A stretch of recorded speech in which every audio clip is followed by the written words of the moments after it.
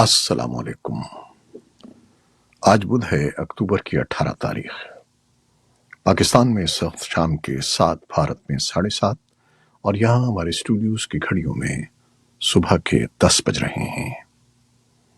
Voice of America Washington کی Urdu service سے میں ہوں خالد حمید، خبروں کے ایک بلٹن کے ساتھ۔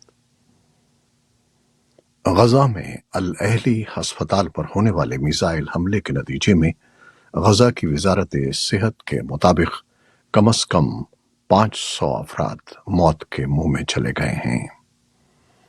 حماس کا کہنا ہے کہ اسرائیل نے فضائی حملے میں ہسپتال کو نشانہ بنایا ہے، جبکہ اسرائیلی فورسز اس حملے کے لیے حماس کو ذمہ دار ٹھہرا رہی ہیں۔ اسرائیلی فوج کا کہنا ہے کہ حماس کی ایک ذیلی تنظیم اسلامی جہاد کا فائر کیا گیا ایک راکٹ غلط نشانے پر لگا، جس کی وجہ سے یہ سب ہوا ہے۔ حماس نے اسرائیل کے دعووں کو مسترد کرتے ہوئے کہا ہے کہ اسرائیل اس قتل عام کی ذمہ داری سے بچنے کی کوشش کر رہا ہے۔ صدر جو بائیڈن نے بدھ کے روز اسرائیل کے دورے کے دوران کہا کہ ایسا معلوم ہوتا ہے کہ غزہ کی پٹی کے ہسپتال میں ہونے والا دھماکہ اسرائیل کی وجہ سے نہیں ہوا ہے، بلکہ جو معلومات انہیں ملی ہیں ان سے لگتا ہے کہ یہ حملہ دوسری ٹیم کی طرف سے کیا گیا تھا۔ صدر بائیڈن اسرائیل میں وزیر اعظم بنیامن نیتن یاہو کے ساتھ اپنی ملاقات کے دوران اپنے تبصروں میں عسکریت پسند گروپ حماس کا حوالہ دے رہے تھے، جبکہ اسرائیلی فوج اور عسکریت پسند گروہ فلسطینی اسلامی جہاد نے حملے میں ملوث ہونے کی تردید کی ہے۔ ہسپتال پر حملے کے بعد صدر بائیڈن کی عمان میں اردن کے بادشاہ عبداللہ، مصر کے صدر عبد الفتاح السیسی اور فلسطینی اتھارٹی کے صدر محمود عباس سے طے شدہ ملاقات کو منسوخ کر دیا گیا ہے۔ وائٹ ہاؤس نے کہا ہے کہ صدر بائیڈن نے غزہ میں ہسپتال میں دھماکوں اور معصوم جانوں کے ضیاع پر گہرے دکھ کا اظہار کیا ہے۔ اقوام متحدہ کے سیکرٹری جنرل انتونیو گتریس نے بدھ کے روز کہا کہ عسکریت پسند گروپ حماس کے اسرائیل پر حملے فلسطینیوں کو اجتماعی سزا کا جواز فراہم نہیں کرتے۔ چین میں ایک اقتصادی فورم سے خطاب کرتے ہوئے گتریس نے 7 اکتوبر کو اسرائیل پر حماس کے حملوں کی مذمت کی اور وہاں انسانی ہمدردی کی بنیاد پر جنگ بندی کی فوری اپیل کی۔ گتریس نے حماس سے یرغمالیوں کی فوری اور غیر مشروط رہائی کا مطالبہ کیا، جس میں کم از کم 199 افراد کو عسکریت پسندوں نے اپنے حملے کے دوران اغوا کر لیا تھا۔ گتریس نے اسرائیل سے بھی مطالبہ کیا کہ غزہ کے لوگوں کی بنیادی ضروریات کو پورا کرنے کے لیے فوری طور پر ہنگامی امداد پہنچانے کی اجازت دی جائے۔ غزہ کے ہسپتال میں ہونے والے دھماکے میں سینکڑوں افراد کی ہلاکت کے بعد استنبول میں احتجاجی مظاہرہ کیا گیا، جہاں درجنوں شہری اسرائیلی قونصل خانے کے باہر جمع ہوئے۔ اسی دوران ایک گروپ نے عمارت پر دھاوا بولنے اور اس پر پٹاخے پھینکنے کی کوشش کی، جس کے بعد پولیس نے ہجوم کو منتشر کرنے کے لیے آنسو گیس اور واٹر کینن استعمال کیا۔ مظاہرین اسرائیل مخالف نعرے لگا رہے تھے۔ ترکیہ کے ساتھ ساتھ دنیا کے دیگر کئی مسلم ملکوں نے غزہ کے ہسپتال پر حملے کی مذمت کی ہے۔ سعودی عرب، پاکستان، متحدہ عرب امارات، قطر اور اردن نے ہسپتال پر حملے کو وحشیانہ قتل عام قرار دیتے ہوئے اس کی مذمت کی ہے۔ اردن، انڈونیشیا، کویت، مراکش اور عراق نے حملے کی مذمت کرتے ہوئے کہا ہے کہ دنیا کے بااثر ممالک کو کردار ادا کرنے کی ضرورت ہے تاکہ جنگ بندی ممکن ہو سکے۔ عمان کی وزارت خارجہ نے بھی اسپتال کو نشانہ بنانے پر اسرائیل کو ذمہ دار قرار دیتے ہوئے اس کی مذمت کی ہے۔ مصر کے صدر عبد الفتاح السیسی نے ایک بیان میں کہا ہے کہ اسرائیلی فورسز کی ہسپتال پر بمباری سے انہیں افسوس ہوا ہے۔ جرمن چانسلر اولف شولز نے قاہرہ میں مصری صدر عبد الفتاح السیسی کے ساتھ مشترکہ نیوز کانفرنس میں ایک بار پھر دوسرے ممالک اور فریقین کو اسرائیل اور حماس کے درمیان جاری تنازع میں ملوث ہونے کے خلاف خبردار کیا ہے۔ انہوں نے کہا کہ میں واضح طور پر حزب اللہ اور ایران کو متنبہ کرتا ہوں کہ وہ اس تنازع میں نہ پڑیں، وہ ایسا کر کے ایک سنگین غلطی کریں گے۔ جرمن چانسلر اولف شولز نے بدھ کے روز برلن میں ایک عبادت گاہ پر گھریلو ساختہ بم حملے کی مذمت کرتے ہوئے کہا ہے کہ ہم یہودی اداروں کے خلاف حملے کو کبھی قبول نہیں کریں گے۔ پولیس نے بتایا ہے کہ حملہ آوروں نے بدھ کی صبح جرمنی کے دارالحکومت کے مرکز میں واقع ایک یہودی عبادت گاہ پر مولوٹوف کاکٹیل یا گھریلو ساختہ 2 بم پھینکے۔ مصر کے صدر عبد الفتاح السیسی نے کہا ہے کہ مصر لاکھوں فلسطینیوں کے جبری طور پر سینائی میں نقل مکانی کو مسترد کرتا ہے اور ایسا کوئی بھی اقدام جزیرہ نما کو اسرائیل کے خلاف حملوں کے اڈے میں تبدیل کر دے گا۔ سیسی نے کہا کہ غزہ کی پٹی مؤثر طریقے سے اسرائیلی کنٹرول میں ہے اور فلسطینیوں کو اس وقت تک اسرائیل کے صحرائے نجف میں منتقل کیا جا سکتا ہے جب تک کہ عسکریت پسندوں سے نمٹا نہیں جاتا۔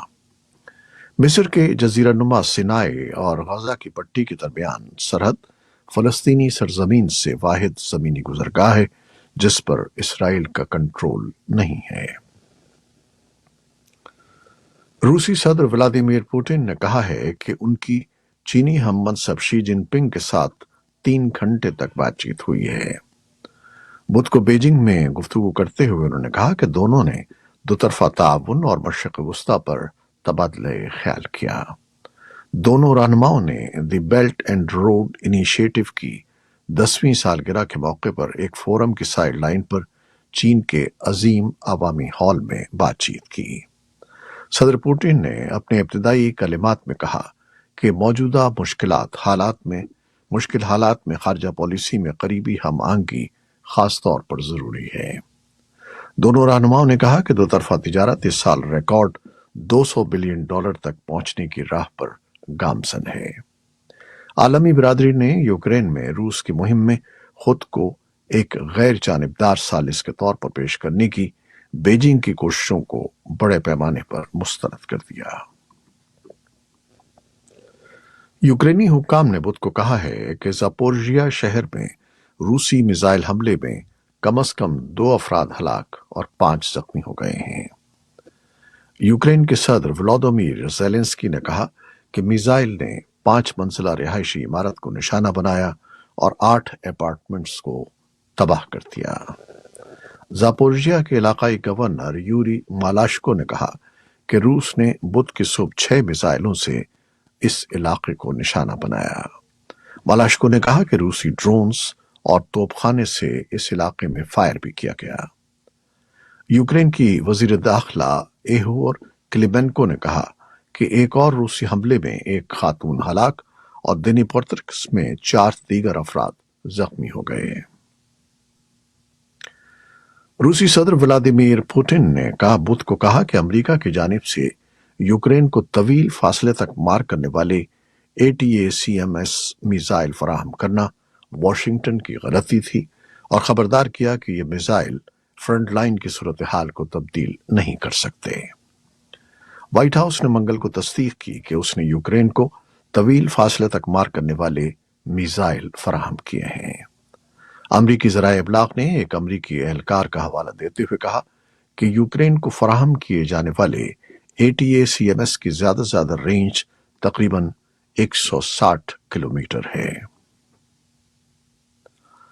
پاکستان کے وزیر خارجہ جلیل عباس جیلانی آج جدہ میں اسلامی تعاون تنظیم OIC کے اجلاس میں شرکت کر رہے ہیں۔ OIC کی ایگزیکٹو کمیٹی کے سربراہ سعودی عرب نے گزشتہ ہفتے 18 اکتوبر کو جدہ میں تنظیم کا ایک ہنگامی اجلاس بلایا تھا جس کا مقصد غزہ اور اس کے ماحول میں بڑھتی ہوئی عسکری صورتحال پر تبادلہ خیال کرنا ہے۔ پاکستان کے دفتر خارجہ نے کہا کہ اسلام آباد غزہ میں بڑھتے ہوئے بحران پر بات کرے گا اور OIC کی طرف سے جنگ بندی کے اجتماعی مطالبے پر زور دے گا۔